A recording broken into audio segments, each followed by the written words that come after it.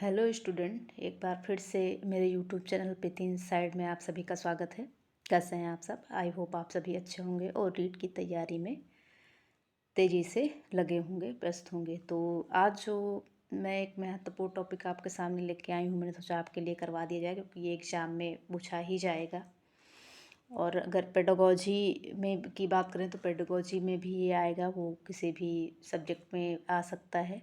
और सीटीपी में तो मतलब ये मेंशन है ही है, इसका जिक्र किया ही गया है। और अगर कल की आपने मैराथन नहीं देखी है, जो कि बहुत ही इम्पोर्टेंट है, सीडीपी की कंटेंट वाइज मैंने मैराथन बनाई है टॉपिक वाइज, और उसमें से कुछ टॉपिक मैंने कवर कराए हैं और कुछ टॉपिक जो रह गए हैं वो मैं एक मैराथन में पूरी ख़त्म कर दूंगी। और ताकि आपको उससे बाहर कुछ पढ़ना ना पड़े, अगर आप वो मैराथन ही कर लेंगे तो आपकी सीडीपी उसी में से तैयार हो जाएगी। तो आज हम जो पढ़ने वाले हैं, चलिए शुरू करते हैं। तो आज हम जो पढ़ने वाले हैं वो है मापन एवं मूल्यांकन। आपको समझ में आ ही गया होगा कि मापन एवं मूल्यांकन जो है वो सीडीपी के टॉपिक में दिया गया है, बाल विकास में मेंशन है टॉपिक। तो शुरू करते हैं। तो सबसे पहले मापन का अर्थ जानेंगे कि शिक्षा में मापन का अभिप्राय बालक छात्र में निहित क्षमताओं एवं उनकी उपलब्धियों की मात्रात्मक अभिव्यक्ति से है। तो जैसे कि मापन जो है वो छात्र की जो क्षमताएं होती हैं, जो उनमें मौजूद होती हैं, उनकी उपलब्धियों की मात्रात्मक अभिव्यक्ति है। मतलब कहने का मतलब ये है कि उनकी जो क्षमता है या उनकी जो उपलब्धि है, उनको जो संख्यात्मक रूप दिया जाता है, जो मात्रात्मक रूप दिया जाता है, उसी को मापन कहते हैं। अब अगर एस स्टीवेंस के अनुसार बात करें या एस स्टीवेंस की बात करें तो इन्होंने कहा है कि मापन किसी निश्चित स्वीकृति नियमों के अनुसार वस्तुओं को अंक प्रदान करने की प्रक्रिया है। जैसे मैंने बताया ही कि जैसे कि किसी चीज़ को मतलब स्वीकृति कर उनके उस वस्तु को अंक प्रदान करने की, मतलब मात्रात्मक है, संख्यात्मक है, तो उसको अंक ही प्रदान करेंगे कि ये फर्स्ट आएगा, कि सेकंड है, कि ये 1 किलो का है, कि ये 2 किलो का है ना।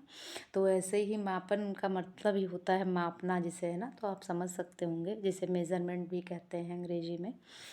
तो चलिए आगे जानते हैं मापन की विशेषताएं। तो मापन की जो विशेषताएं हैं आपके सामने रही कि मापन जो है वो मूल्यांकन में सहायक होता है। मापन वैज्ञानिक प्रगति का मुख्य आधार है। मापन में आंकिक स्वरूप पाया जाता है, जैसे मैंने बताया ही कि आंकिक मतलब संख्यात्मक रूप पाया जाता है ना, क्योंकि मापन का मतलब ही होता है किसी चीज़ को मापना या मेजर करना। मापन मूल्यांकन की जगह कम खर्चीला है, और यह जो है कम खर्चीला भी होता है मूल्यांकन की तुलना में। अब अगर हम बात करेंगे मापन के उद्देश्य के, तो मापन के जो उद्देश्य हैं आपके सामने ये रहे। अनुदेशन की प्रभावशीलता का पता लगाना, मतलब अनुदेशन की प्रभावशीलता का पता लगाता है कि ये कितना प्रभावशाली है या कितना प्रभावकारी है। शिक्षण व्यूह रचना का विकास करना, और जो शिक्षण का होता है रचना, शिक्षण मतलब एक शिक्षण को रचना प्रदान करता है और शिक्षण को क्रिएटिव बनाने में मदद करता है, उसका विकास करता है। और छात्रों का सर्वांगीण विकास करना, तो जैसे कि आपने देखा ही होगा कि कोई फर्स्ट आता है, कोई सेकंड आता है ना, तो किसी को इतने अंक मिलते हैं, 100 में से 90 अंक मिलते हैं, किसी को 99 मिलते हैं। तो ये एक उसकी उपलब्धि बताती है कि मतलब कि हाँ उसका जो है विकास हुआ है। तो इससे बच्चे प्रेरित होकर मतलब और अंक लाते हैं। तो छात्रों का सर्वांगीण विकास करने में सहायक होता है मापन। विकास में बाधक तत्वों की पहचान करता है, और विकास में बाधक तत्वों की पहचान भी करता है, जैसे कि कौन सी चीज़ें जो हैं ज़्यादा सीखने लायक हैं, कौन सी चीज़ें अच्छी हैं ना। जैसे किसी एक बालक की अगर हम उपलब्धि और कमियों की बात करें, तो जैसे एक बालक है जो मैथ में बहुत अच्छा है, तो वहीं दूसरी जगह वो बालक जो है वो हिंदी में कमज़ोर है। तो इस तरह से जो है मतलब वो हिंदी में कमज़ोर है, तो उसका कारण क्या है, उस कारण का हम पता करते हैं, फिर उसका निदान करते हैं ना। तो कहने का मतलब ये है कि बाधक तत्वों की ये पहचान भी करता है। छात्रों में स्वस्थ प्रतियोगिता की भावना विकसित विकसित करता है, जो कि बहुत ही महत्वपूर्ण भी है भाई, क्योंकि स्वस्थ प्रतियोगिता की भावना से मतलब ये हुआ कि जैसे कि अगर कोई बच्चा अगर 99 नंबर लाया है गणित में, तो दूसरा बच्चा जो है वो भी सोचेगा कि मतलब उसको काश मैं भी लाऊंगा और मैं भी बहुत सारी ढेर सारी मेहनत करूंगा ताकि मैं भी अगली बार 99 नंबर लेके आऊँगा, है ना। तो इसलिए जो है ये प्रतियोगिता की भावना में, जो कि स्वस्थ रूप से मतलब नकारात्मक नहीं, कहीं कहीं नकारात्मक भी देखने को मिल जाती है, लेकिन ये सकारात्मक प्रतियोगिता की भावना विकसित करने वाला होता होता है जो हमारा मापन होता है। अब अगर हम वही बात करें शिक्षण में मापन का उपयोग, तो शिक्षण में उपयोग कैसे किया जाता है, तो आइए देखते हैं। तो जैसे कि प्रवेश हेतु है ना, वर्गीकरण हेतु, क्लासिफिकेशन करने में, तुलना करने में ना, जैसे कि कंपेयर करने में कि वो अच्छा ज़्यादा है कि वो ज़्यादा अच्छा है किसी चीज़ के ना, जैसे नंबर का ही हम कंपेयर कर लेते हैं कि उसके नंबर 99.8% है तो उसके 99.9% है ना, तो ऐसे तुलना भी करते हैं भविष्यवाणी हेतु। और हम इससे भी पता लगा सकते हैं कि उसने किस सब्जेक्ट में उपलब्धि हासिल की है या किस में उसकी ज़्यादा रुचि है। जाहिर सी बात, जिस चीज़ में ज़्यादा रुचि होगी, जिस विषय में ज़्यादा रुचि होगी बच्चे की, उसी विषय में उसके अंक अच्छे आएंगे। तो इससे हम जो है भविष्यवाणी भी कर सकते हैं कि हाँ, ये बालक जो है इसमें रुचि रखता है तो आगे चल के यही चुनेगा, या आगे जो है वो इसी विषय में अच्छा करेगा, इसी विषय के माध्यम से कुछ अच्छा करने की कोशिश करेगा। ठीक है, तो आपको समझ में आ गया होगा कि शिक्षण में मापन का उपयोग कैसे होता है। और अगर यही बात करें हम आगे, तो निदान है, जैसे मैंने बताया है कि अगर किसी की समस्या का पता लगाते हैं कि जैसे एक बालक है जो अंग्रेजी में अच्छा है लेकिन हिंदी में कमज़ोर है, तो हिंदी में वो कमज़ोर है, उसकी कौन कौन सी कमियां हैं उसका हम पता लगाते हैं, फिर उसका हम निदान करते हैं, मतलब उसका जो है हम समाधान करते हैं। और अनुसंधान है तो मतलब कोई चीज़ अगर खोजना है तो हम उसके मापन के थ्रू खोज सकते हैं कि ये जो है इतने इतने किलो का, इतना मतलब इतनी मात्रा में कामगार रहेगा या इतनी कम मात्रा में। जैसे कि अगर कोई दवाई लेनी है तो कितनी लेनी है, कितनी नहीं लेनी है, या जो है अगर मौसम की बात करें, मौसम विभाग वाले जो पता लगाते हैं कि आज जो है इतना डिग्री टेम्परेचर है, कल जो है इतना डिग्री टेम्परेचर था, तो उसमें अंतर कर पाते हैं कि आज कल से ज़्यादा गर्मी है।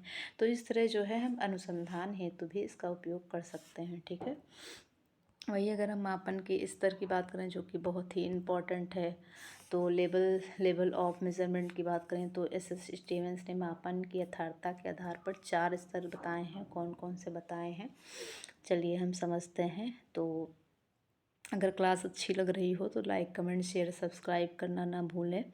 और अगर कल की मैराथन नहीं देखे हैं तो प्लीज़ जाके देख लीजिए, आपके लिए बहुत ही महत्वपूर्ण होने वाली है।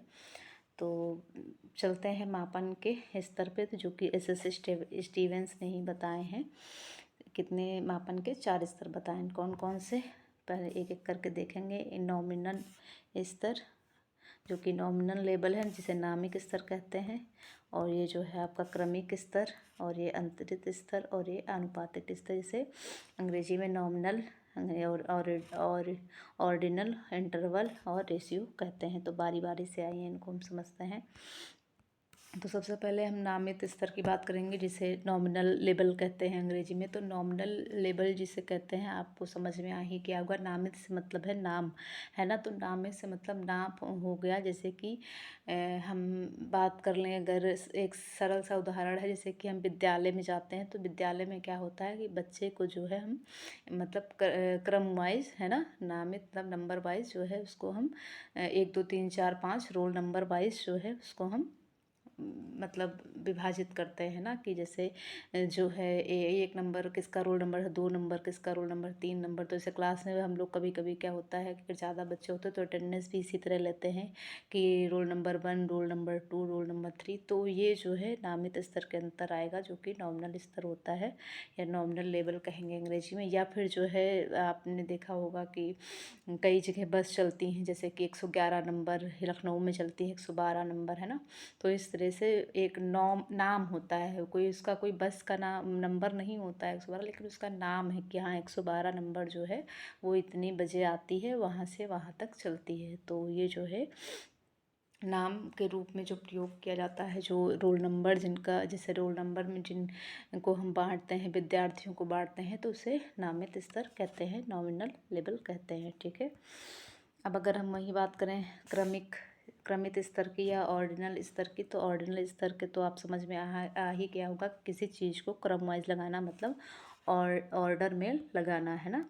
तो ऑर्डर में कैसे लगाते हैं, जैसे कि आपने देखा होगा कि क्लास में कोई विद्यार्थी है जो फर्स्ट आता है, वही दूसरा विद्यार्थी सेकंड आता है, वही तीसरा विद्यार्थी जो है थर्ड आता है। तो जो फर्स्ट सेकंड थर्ड रैंक, जिसमें रैंक निर्धारित होती है या रैंक बताई जाती है, उसे हम ऑर्डिनल लेवल कहते हैं, क्रमित स्तर कहते हैं कि फर्स्ट सेकंड थर्ड। तो जैसे होता नहीं है कि प्राइज़ मिलता है तो फर्स्ट को ज़्यादा प्राइज़ मिलता है, सेकंड को उससे कम, थर्ड को उससे कम, और जो है उसको लाइन से खड़ा भी करते हैं। कभी कभी क्या होता है, पायदान बना देते हैं कि नंबर 1 वाले को, जो फर्स्ट रैंक लाया है उसको सबसे ऊपर, फिर सेकंड को इसके बगल, फिर थर्ड को इसके बगल, है ना। तो इस तरह से भी खड़ा करके हम मतलब जो है रैंक प्रदान करते हैं। तो कहने का मतलब है जहाँ पे रैंक प्रदान की जाती है फर्स्ट सेकंड थर्ड, वो जहाँ पे ऑर्डर वाइज चीज़ें निर्धारित की या बनाई जाती हैं उसे ऑर्डिनल लेवल कहते हैं। वहीं अगर हम बात करें अंतरित स्तर की, तो अंतरित स्तर जैसे नाम ही से आपको समझ में आ गया होगा कि इंटरवल लेवल, जिसमें नॉमिनल और ऑर्डिनल दोनों स्वरूप आते हैं, और इंटरवल तो है ही। तो इंटरवल में क्या होता है, जैसे कि कल का मौसम जो था वो 10 डिग्री सेल्सियस था या सेंटीग्रेड था, आज का जो है वो 20 डिग्री सेल्सियस है। कहने का मतलब है इनमें जो अंतर है, तो अंतरित मतलब होता है कि एक दूसरे में कितना अंतर है। तो अंतरित जो इंटरवल लेवल होता है वो एक दूसरे में अंतर बताता है। या परसों का 30 था ना, तो इन दोनों में समान जो है, तीनों में समान अंतर जो होता है वो इंटरवल लेवल बताता है। ठीक है, तो आपको समझ में आ गया होगा कि अंतरित स्तर किसे कहते हैं। और अगर हम आनुपातिक की बात करें, अब जैसे यहाँ पे ये समझ लेंगे कि इसमें जो इंटरवल होता है इसमें जीरो जो है वो सच नहीं होता है। सच इससे नहीं होता है कि मतलब क्या होता है कि मतलब अगर अगर 0 डिग्री सेंटीग्रेड है तो इसका मतलब ये नहीं है कि ठंडी नहीं है, ठंडी है ना। तो वो चीज़ें हो जाती हैं यहाँ पे। और वही अगर हम आनुपातिक रेशियो लेवल की बात करें तो इसमें जीरो जो है वो सच होता है ना। तो जीरो सच होता है इसमें, जिसमें जीरो आता है जिसे आनुपातिक स्तर कहते हैं। जैसे कि मान लीजिए कि किसी के 99.2% हैं, तो यहाँ पे पॉइंट जो लग गया वो है आपका आनुपातिक में। कहने का मतलब ये है कि यहाँ पे जो है जीरो वो मतलब सच माना जाता है, जीरो को हम मानते हैं। उसे जो है ट्रू जीरो के नाम से कहते हैं, है ना। तो इसे आनुपातिक स्तर कहते हैं। और जो है इसमें जो होता है, इसमें नॉमिनल है ना, ऑर्डिनल, अंतरित, ये तीनों जो हैं मतलब समाहित होते हैं जो आनुपातिक स्तर होता है। ठीक है, इसमें तीनों आते हैं। और इसे शून्य मतलब स्तर कुछ भी बोलते हैं, या इसे जो है ट्रू जीरो भी बोलते हैं। तो आप कंफ्यूज मत होइएगा, आपको समझ में आ गया होगा कि मतलब क्या होता है। जो कि नॉमिनल में होता है रोल नंबर वाइज, क्रमिक में होता है फर्स्ट सेकंड थर्ड, अंतरित में होता है किसी दो चीज़ों में जो है अंतर बताता है, और तीसरा जो हो गया जिसमें ट्रू जीरो होता है। तो ट्रू जीरो यहाँ पे आएगा, वो आप मान लीजिएगा कि वो जो है आनुपातिक स्तर है। ठीक है, अब आगे हम चलेंगे जो कि देखेंगे मूल्यांकन। तो हम समझेंगे कि मूल्यांकन का अर्थ किसे कहते हैं, तो या मूल्यांकन किसे कहते हैं। तो मूल्यांकन दो शब्दों से मिलकर बना है, मूल्य तथा अंकन। तो मूल्य तथा अंकन बना है। मूल्यांकन का शाब्दिक अर्थ है किसी विषय, वस्तु, व्यक्ति या स्थिति के गुण दोषों का विवेचन करके उसके संबंध में सही निर्णय करना या उसके वास्तविक मूल्य का निर्धारण करना। तो आपको समझ में आ गया होगा कि मूल्यांकन हम क्यों करते हैं। मूल्यांकन इसलिए किया जाता है कि किसी व्यक्ति को हम मतलब समझ सकते हैं कि उसके अंदर क्या कमियां हैं या क्या जो है अच्छाइयाँ हैं, और उन कमियों का पता लगा के उनका हम निदान करते हैं। तो इसीलिए मूल्यांकन या आकलन किया जाता है। तो आपको समझ में आ गया होगा कि आकलन, जैसे कि आपको समझ में आ गया होगा कि पाठ्यक्रम में परिवर्तन अथवा परिशोधन का निर्णय लिया जाता है, जो कि उसे आकलन कहते हैं। और यह एक व्यापक होता है जो कि मापन से बहुत ही व्यापक होता है। ठीक है, तो ये ध्यान रखिएगा कि मूल्यांकन किसे कहते हैं। यहाँ पे लिखा भी है कि किसी विषय, वस्तु, व्यक्ति या स्थिति के गुण दोषों का विवेचन करके उसके संबंध में सही निर्णय करना, उसके वास्तविक मूल्य का निर्णय करना मूल्यांकन कहलाता है। ठीक है, अब अगर हम बात करें तो मूल्यांकन एक स्वदेशपूर्ण या निरंतर चलने वाली प्रक्रिया है। तो जैसे कि आपको समझ में आ ही गया होगा कि मापन से व्यापक है, तो मापन जो है वो मूल्यांकन के अंतर्गत ही आ जाता है। तो इसमें मतलब कहने का मतलब यही है कि यह एक सदुद्देश्यपूर्ण होती है तथा निरंतर चलने वाली प्रक्रिया है। सदुद्देश्यपूर्ण से मतलब है कि अगर हम एक विद्यार्थी का आकलन करने जाते हैं तो उसका जो हम निरंतर आकलन करते हैं तो उसमें जो देखते हैं कि कितना मतलब दिन दिन इम्प्रूव कुछ हुआ कि नहीं हुआ, अगर हुआ तो क्या हुआ, है ना। तो वो सारी चीज़ों का पता लगाने के लिए हम मूल्यांकन करते हैं। तो मूल्यांकन एक व्यापक संप्रत्यय है या प्रत्यय है, मैंने जैसे बता ही दिया कि यह व्यापक है। अब अगर हम बात करें, मूल्यांकन से छात्रों की सार्थक भविष्यवाणी की जाती है। यह अधिगम परिणामों को परिणात्मक और गुणात्मक दोनों तरह से प्रस्तुत करता है। तो जैसे मैंने बताया है कि मूल्यांकन में मापन आ जाता है या मूल्यांकन के अंतर्गत मापन मतलब आ जाता है। तो आपको समझ में आ ही गया होगा कि मापन मूल्यांकन दोनों एक दूसरे के पूरक हैं और मूल्यांकन जो है वो मापन जो है मूल्यांकन का ही एक रूप है।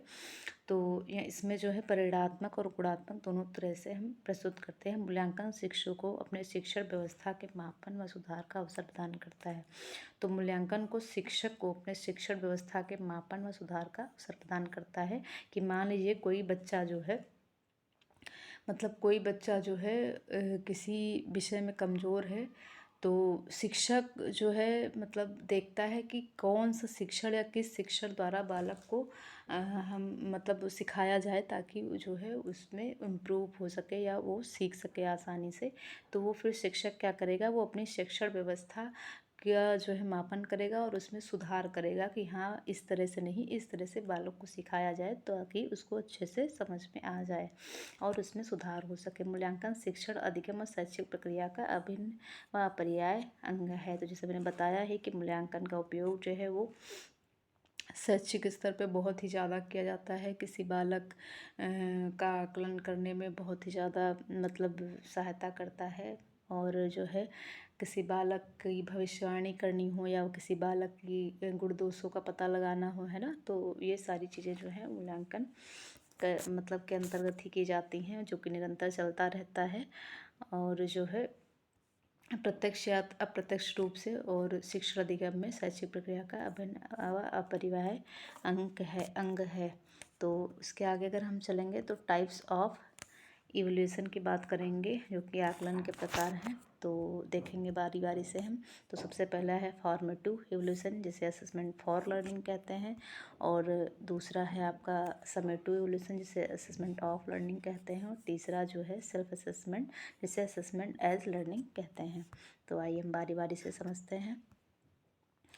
तो जो आपका जैसे कि जो फॉर्मेटिव है, जो जिसे रचनात्मक आकलन कहते हैं और असेसमेंट फॉर लर्निंग कहते हैं। तो फॉर से आपको फॉर्मेटिव याद रखना होगा और पता भी चल गया होगा कि ये फॉर असेसमेंट फॉर लर्निंग मतलब असेसमेंट जो है मतलब आकलन के लिए है ना, सीखना या जो है सीखने का आकलन है ना, सीखने के लिए आकलन। तो यह जो एक होता है आपका अनौपचारिक होता है और जो है यह शिक्षक और स्टूडेंट दोनों की निगरानी करता है या दोनों की सीखने की मतलब कहते हैं कि ये निरंतर जो है मतलब निर्देश के दौरान निरंतर जो है वो निगरानी रखता है, उसकी प्रगति की निगरानी रखता है, और जो कि शिक्षक और स्टूडेंट दोनों के लिए होता है। और ये जो है मतलब एक किसी सीखने को जो है मतलब किसी चीज़ को सीखने के लिए जो है वो पुनर्बलन प्रदान करता है, मतलब बढ़ावा देता है। और यह जो है छात्रों की प्रतिक्रिया सफल सीखने का सुदृढ़ीकरण प्रदान करती है और विशिष्ट सीखने की त्रुटियों की पहचान करती है जिनमें सुधार की आवश्यकता होती है। तो कहने का मतलब है यह अनौपचारिक होता है और यह जो है सीखने के लिए आकलन है ना, तो सीखने फॉर लर्निंग मतलब के लिए आकलन होता है। तो ये जो है स्टूडेंट और टीचर दोनों का होता है, जो कि निगरानी रखनी होती है कि बालक किस चीज़ में मतलब कि अगर कल से जैसे आज बालक ने किसी चीज़ को सीखा और वही चीज़ कल सीखा तो कल आज से कल कितना उसमें सुधार हुआ उसकी निगरानी की जाती है। और उसकी जो विशिष्ट चीज़ें हैं या विशिष्ट कमियां हैं उनको जो है निकाल के उनमें सुधार किया जाता है। तो कहने का मतलब ये है कि ये जो है बालक को सही दिशा प्रदान करने के लिए किया जाता है, जो कि सीखने के दौरान ही होता है, और यह अनौपचारिक होता है। मतलब इसमें जो है कोई औपचारिक नहीं मतलब औपचारिक की ज़रूरत नहीं पड़ती है। और इसमें जो है बालक को छोड़ दिया जाता है और देखा जाता है, सिर्फ उसकी निगरानी की जाती है कि बालक क्या सीख रहा है और कैसे सीख रहा है और किन किन चीज़ों का उपयोग कर रहा है सीखने के दौरान, और कौन कौन सी कठिनाइयों का सामना करना पड़ रहा है उसको, और कौन कौन सी उसकी विशिष्ट जो कमियां हैं उनको मतलब उजागर करने के लिए किया जाता है, ताकि हम उनका निदान कर सकें। तो आपको समझ में आ गया होगा कि फॉर्मेटिव इवोल्यूशन क्या होता है। जैसे कि आज की जो हमारी शिक्षा है वो भी जैसे कि चाइल्ड सेंटर्ड है, तो वो फॉर्मेटिव इवोल्यूशन या मतलब जो है असेसमेंट फॉर लर्निंग पे ज़्यादा बेस्ड है। और मतलब उन्होंने कहा कि मतलब समेटिव जो है असेसमेंट की जगह फॉर्मेटिव असेसमेंट को बढ़ावा दिया जाए, और बच्चे का निरंतर आकलन किया जाए, और बच्चे को अनौपचारिक रूप से, और बच्चे को मतलब ऐसे फ्लेक्सिबल, कहने का मतलब फ्लेक्सिबिलिटी रखी जाए कि बच्चा क्या सीखना चाह रहा है, वो कैसे सीखना चाह रहा है, और उसमें जो है उसको सहायता प्रदान की जाए, उसको ऐसा माहौल दिया जाए ताकि वो खुद से चीज़ों को सीख सके, है ना। तो फॉर्मेटिव आपको समझ में आ गया होगा। अब हम चलेंगे नेक्स्ट पे, समेटिव एवोल्यूशन, जो कि असेसमेंट ऑफ लर्निंग। तो असेसमेंट ऑफ लर्निंग से आपको समझ में आ ही गया होगा कि ये जिसमें ग्रेड दिए जाते हैं, जो कि निर्देश के अंत में किया जाता है। जैसे कि आपको समझ में आ ही गया होगा कि असेसमेंट मतलब सीखने के बाद, है ना, आकलन। तो सीखने के बाद का आकलन जो फाइनल रिजल्ट होता है, आपको समझ में आएगा। जैसे कि जो एनुअल एग्ज़ाम होते हैं ना, तो इसे हम कहेंगे समेटिव। तो समेटिव में जजमेंट पास किया जाता है, जैसे आपको समझ में आ ही गया होगा कि इसे एक योगात्मक मूल्यांकन भी कहते हैं। और जो है ये औपचारिक होता है। तो जो फॉर्मेटिव होता है वो अनौपचारिक होता है, और समेटिव जो है वो औपचारिक होता है। मतलब कह सकते हैं कि रिजल्ट एनुअल एग्ज़ाम लेते हैं, जिसमें हम बच्चों को जो है नंबर देते हैं, मतलब कि बच्चे ने कितना सही व कितने अंक प्राप्त किए, कितने नहीं प्राप्त किए, है ना। तो इसलिए जो है समेटिव मतलब समेटिव इवोल्यूशन किया जाता है। असेसमेंट ऑफ लर्निंग मतलब सीखने के बाद लर्निंग, ठीक है। तो आपको समझ में आ गया होगा समेटिव क्या होता है, जिसमें जजमेंट पास किया जाता है, और जो है इसमें ग्रेड प्रदान किए जाते हैं। तो ग्रेड और जो है आपका जजमेंट, और जो है आपका रिजल्ट, फाइनल रिजल्ट, है ना। तो इससे याद रखिएगा। अब अगर हम वही बात करेंगे आपके सेल्फ असेसमेंट की, तो इसमें असेसमेंट एज लर्निंग मतलब जो होता है वो स्टूडेंट जो है वो खुद का आकलन करता है ना। ये जो है सेल्फ सेंटर्ड होता है, इसे सेल्फ असेसमेंट भी कहते हैं। और ये असेसमेंट एज लर्निंग मतलब खुद का आकलन। तो सीखने के रूप में मूल्यांकन तब होता है जब छात्र स्वयं के मूल्यांकन करता होते हैं। छात्र अपने स्वयं के सीखने की निगरानी करते हैं, प्रश्न पूछते हैं, और यह तय करने के लिए कि क्या जानते हैं और क्या कर सकते हैं, और नई शिक्षा के लिए मूल्यांकन जानकारी का उपयोग कैसे करें, कई रणनीतियों का उपयोग करते हैं। तो अधिगम के रूप में आकलन छात्रों को सीखने के अगले चरणों को समझने में मदद करने के लिए औपचारिक और अनौपचारिक प्रतिक्रिया आकलन का उपयोग करने के तरीके प्रदान करता है। तो कहने का मतलब होता है कि जो बालक है वो स्वयं का आकलन करता है, सीखने के दौरान स्वयं की निगरानी करता है, या पता लगाने के लिए कि मतलब किसी जानकारी का उपयोग कैसे करते हैं और क्यों करते हैं, ठीक है। और जो है मतलब इसमें जो है अनौपचारिक और औपचारिक दोनों रूपों का प्रयोग किया जाता है। और इसमें जो होता है सहकर्मी मूल्यांकन भी होता है, जो कि बालक जो है अपना, जैसे पीर असेसमेंट है, पीयर असेसमेंट कहते हैं। इसमें क्या होता है कि बालक जो है आपस में ही मतलब सहकर्मी जो है एक दूसरे का सहकर्मी या सहयोगी कहेंगे यहाँ पे, सहयोगी ज़्यादा सही लगेगा। तो सहयोगी जो होते हैं, जो पीयर ग्रुप के लोग होते हैं, वो आपस में ही एक दूसरे का जो है जो ग्रुप लर्निंग करते हैं, मतलब एक दूसरे का आकलन करके बताते हैं। तो इसे पीयर असेसमेंट भी कहते हैं, इसको ध्यान रखिएगा। और जो है इसमें आत्म मूल्यांकन भी होता है और रिफ्लेक्शन होता है, मतलब सेल्फ असेसमेंट करके हम रिफ्लेक्ट भी करते हैं कि हाँ मतलब जो है मतलब ये मेरे अंदर कमियां हैं, या ये जो है मुझे सुधारने की ज़रूरत है। तो इसमें ये जो है स्व केंद्रित होता है, जिसे सेल्फ सेंटर भी कह सकते हैं। मतलब इसमें जो है व्यक्ति खुद का आकलन करता है ना। तो आपको समझ में आ गया होगा कि मैं क्या कहना चाह रही हूँ। तो ये सेल्फ असेसमेंट हो गया, जिसमें सहयोगी मतलब ये पीयर असेसमेंट भी होता है, इसमें रिफ्लेक्ट करता है बालक, सेल्फ असेसमेंट भी करता है ना, और जो है वो मतलब एक दूसरे को इसमें जो है प्रोत्साहित भी करते हैं। और बच्चे का जो है इसमें मानसिक विकास और जो आलोचनात्मक विकास और जो है समय संज्ञानात्मक विकास अच्छा होता है, इसलिए सेल्फ असेसमेंट मतलब जो है वो उपयोगी माना गया है। तो आपको समझ में आ गया होगा कि फॉर्मेटिव और समेटिव और सेल्फ असेसमेंट में क्या अंतर होता है और क्या क्या इसके अंतर्गत आता है। तो आपको अब किसी चीज़ की समस्या नहीं होगी अगर आपके सामने कोई भी किसी भी प्रकार का मतलब क्वेश्चन आएगा तो आप कर लेंगे, आई होप।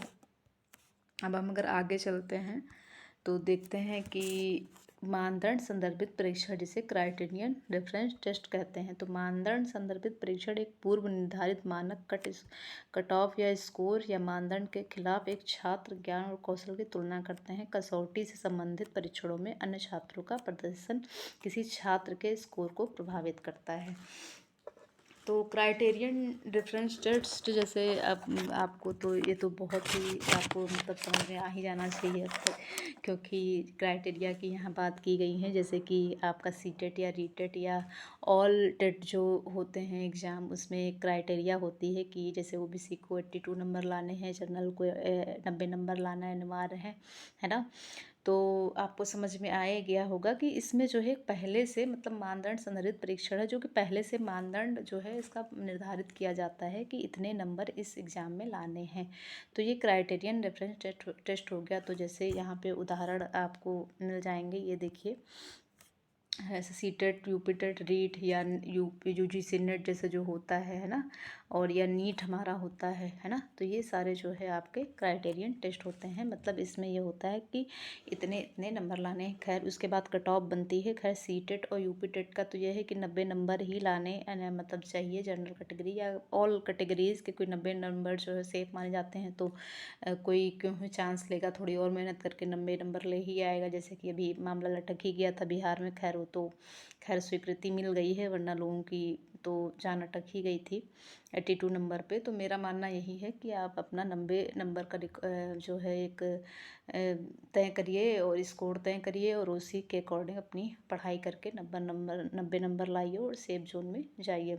यूजीसी नेट की बात करें तो इसमें जैसे 40% पास होना अनिवार्य है दोनों सब्जेक्ट में, लेकिन 40% के बाद फिर जो है एक कट ऑफ बनाई जाती है। फिर उसके अकॉर्डिंग जितनी कट ऑफ होती है उसका फिर जो है उसके अंतर्गत लोग पास होते हैं। लेकिन हाँ, इसमें भी 40% मतलब अनिवार्य है लाना दोनों सब्जेक्ट में। अगर एक सब्जेक्ट में आप अगर 20% लाए और दूसरे में 90 ले आए तो आप फेल माने जाएंगे। उस 90% का कोई मतलब नहीं। तो 40% इसमें भी निर्धारित किया गया है क्राइटेरिया।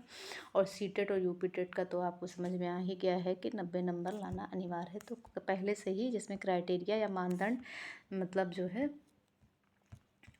मानदंड निर्धारित किया जाए उसे क्राइटेरियन रेफरेंस टेस्ट कहते हैं। अब अगर हम वही बात करें सामान्य संदर्भित परीक्षण या नॉर्म रेफरेंस टेस्ट की, तो सामान्य संदर्भित परीक्षण एक छात्रा के प्रदर्शन की तुलना उनके साथियों के प्रदर्शन से करते हैं, है ना। तो यहाँ पे जो है क्या होता है कि मतलब एक छात्रा दूसरे छात्रा मतलब या उनके साथियों के साथ जो है प्रदर्शन की तुलना करते हैं। तो इसमें जो है तुलना होता है नॉर्म रेफरेंस टेस्ट। तो आपको समझ में आ गया होगा कि तुलना करने का मतलब क्या हो गया। जैसे गणित में गीता 60 नंबर लाई है और रीता 80 नंबर लाई है। तो यहाँ पे आप बताइएगा, ये आपके लिए क्वेश्चन है, मैं छोड़ के जा रही हूँ, कि जो क्राइटेरियन टेस्ट है और जो नॉर्म रेफरेंस टेस्ट है इसमें क्या अंतर है। और दूसरी चीज़ ये बताइएगा कि ये समेटिव में आएगा कि ये फॉर्मेटिव में आएगा। ये आपके लिए क्वेश्चन है, ये आप बताइएगा। कि जैसे यहाँ पे मैंने बता ही दिया है कि छात्र के प्रदर्शन की तुलना उनके साथियों के प्रदर्शन से करते हैं। तो आपके लिए क्वेश्चन है मेरी तरफ से कि ये जो है समेटिव में आएगा जो नॉर्म रेफरेंस टेस्ट है, कि फॉर्मेटिव में आएगा। ठीक है, तो बाकी आपको समझ में आ ही गया होगा। आई होप आपको क्लास अच्छी लगी होगी। अगर अच्छी लगी है तो लाइक कमेंट शेयर सब्सक्राइब करें, और जो है क्वेश्चन का आंसर कमेंट बॉक्स में ज़रूर दीजिएगा, तो मुझे समझ में भी आएगा कि आपको समझ में आया कि नहीं आया।